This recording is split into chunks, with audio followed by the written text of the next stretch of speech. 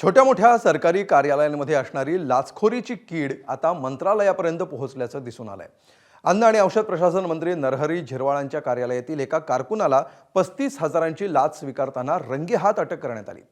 एसीबीनं सापळा रचून केलेल्या या कारवाईनंतर विरोधकांनी झिरवाळांच्या राजीनाम्याची मागणी लावून धरली आहे। त्याचवेळी झिरवाळांना अडकवण्यासाठी हे भाजपचं षडयंत्र असल्याचा आरोपही विरोधक करू लागलेत। या प्रकरणामध्ये नेमकं काय घडलं याचा आढावा घेऊया या स्पेशल रिपोर्टमध्ये। हे आहे महाराष्ट्राचं मंत्रालय। कधी वेगवेगळ्या आंदोलनांनी तर कधी सुरक्षा जाळीवर मारल्या जाणाऱ्या उड्यांनी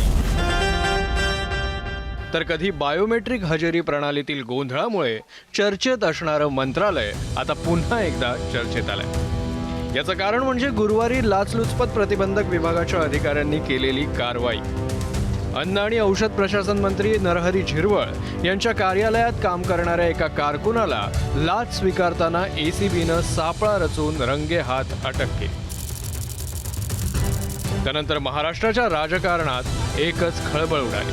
स्वतः झिरवाळांनीही अशी कारवाई झाल्याचं मान्य करत याच्याशी संबंधित सर्वांवर कारवाई होणार असल्याचं सांगितलं। पण आता एसीबी त्याच्या कायदा कानूनप्रमाणे त्यांना रंगे हात जर पकडले तर त्याची शिक्षा भोगावीच लागेल ना। आता मी एक बैठक घेणार आणि बाबा हे जे काही झालं हा प्रकार अतिशय दयनीय, निंदनीय, वाईट प्रकार आहे। असं जर माझ्यासारख्याला जर काळिंबा लागण्याचं जर असेल तर मला हे सहन होणार नाही किंवा मी हे खपवून घेणार नाही। आणि जो त्याच्यात थोडंफार काही दोषी दिसला किंवा त्याची लिंक असली त्यांच्यावर सुद्धा लगेच कार्यवाही। लाचखोरीचा हा प्रकार घडला एका मेडिकल दुकानाच्या परवान्यासाठी। राजेंद्र ढेरंगे हा अन्न आणि औषध विभागात कारकून म्हणून कामाला आहे। मेडिकल दुकानाचा परवाना निलंबित करण्यासाठी 50,000ची त्यानं लाच मागितली। तडजोडी अंती 35,000ची लाच देण्याचं नक्की झालं। एसीबीनं मंत्रालयात सापळा रचला।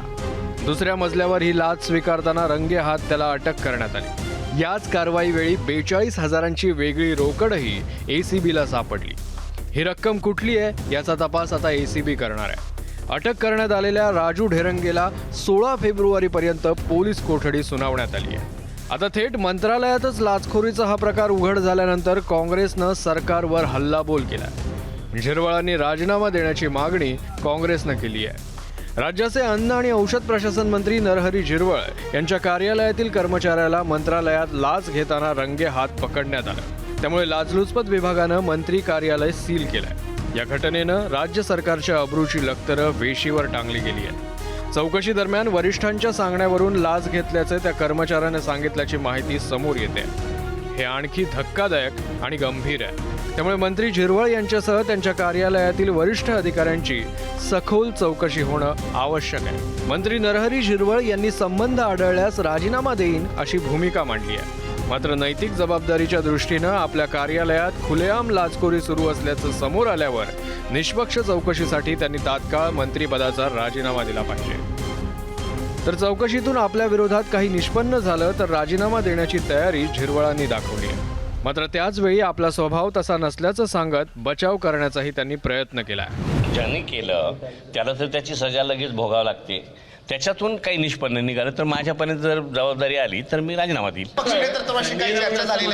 पक्ष नेतृत्वाबरोबर चर्चा झालेली नाही, म्हणूनच मी म्हणतो का जर तसं काही आलं तर मी राजीनामा नाही। आता कोणाच्या डिपार्टमेंटमध्ये घडतं नाही घडतं, माझ्या डिपार्टमेंटमध्ये घडलं ते चुकीचं घडलं, त्याला उत्तर द्यावं लागेल, त्याचा जाब द्यावा लागेल, त्याला सजा भोगावी। माझा स्वभाव सगळ्यांना माहीत आहे का मी अशा प्रकारचं चुकीचं कधी करत नाही, केलेलं नाही, करणार।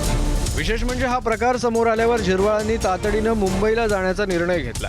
या प्रकरणी मुख्यमंत्र्यांना भेटून चर्चा करणं झिरवाळांना गरजेचं वाटतंय। हे काही कोणाबरोबर बोलणं झालेलं नाही, कोणाच बरोबर बोलणं नाही। तुम्ही जाणार मुंबईला गेल्याच्या नंतर किंवा मुंबईला गेल्यानंतर आजच जाणार आहे मी मुंबईला। मुख्यमंत्र्यांशी मुख्यमंत्री महोदयांबरोबर भेटणार, झालेला प्रकार त्यांनाही माहीत आहे, त्याच्या संदर्भातली चर्चा करतो। लाचखोरीचा हा प्रकार रंगेहात पकडला गेल्यानंतर झिरवळ मुख्यमंत्र्यांना भेटण्याच्या लगबगीत असताना काँग्रेस नेत्या यशोमती ठाकूरांना मात्र यामागे भाजपचं षडयंत्र असल्याचा संशय येतोय। काल रात्री मेसेज आला होता की अशा अँटी करप्शनवाल्यांनी तिथं धाड टाकली आणि कोणत्या तरी मंत्र्याच्या ऑफिसमध्ये त्या ठिकाणी सापडला। सकाळी कळलं की ते नरहरी झिरवाळांच्या ऑफिसमध्ये त्या ठिकाणी घडल्या. खरं BJPचं हे षडयंत्र असू शकतं नरहरी झिरवाळांना त्या ठिकाणी बदनाम करण्याचं. पण त्याच्या पलीकडे माझं ठाम मत असं आहे की आता मंत्रालयामध्ये ह्याच गोष्टी सुरू आहे आणि कोणत्याही मंत्रालयामध्ये तुम्ही जा, कोणाच्याही ऑफिसमध्ये जा, टक्केवारीचा हिशोब तिथे आहे. मंत्रालयात सापळा रचण्याच्या या प्रकारामुळे सर्वांनाच धक्का बसला. याच मंत्र्यांच्या स्टाफपैकी एखाद्या कर्मचाऱ्याच्या कृतीसाठी थेट मंत्र्यांना जबाबदार धरणं चुकीचं असल्याचं मत हिरामण खोसकरांनी व्यक्त केलं आहे. तर अशा कर्मचाऱ्यांना मंत्रालयातून हाकलून देण्याची गरज शिरसाटांनी व्यक्त केली आहे. आता तिथं काय बुद्धिपुरुष कोण केलं, काही कार्यकर्त्यांनी केलं, काय केलं. आता शिपाई लोक एवढा मोठा स्टाफ आहे, आता मंत्री आणि मंत्र्याचा एवढा मोठा स्टाफ, एखादा शिपाई कुठल्याही मंत्र्याचा. आता माझ्याकडे सुद्धा मी आमदार असताना सुद्धा माझे 4 PA, एखाद्या PAने काही उद्योग केला तर मला काही माहीत राहतं का ते. साधा सरपंच चुकलं तरी सरपंचाला होते राजीनामा देत, तुम्हाला गाव नाही चालवता येत, हे चालूच राहतं. परंतु मंत्र्याला हा काहीच माहीत नाही. 45 लोकांचा स्टाफ आहे.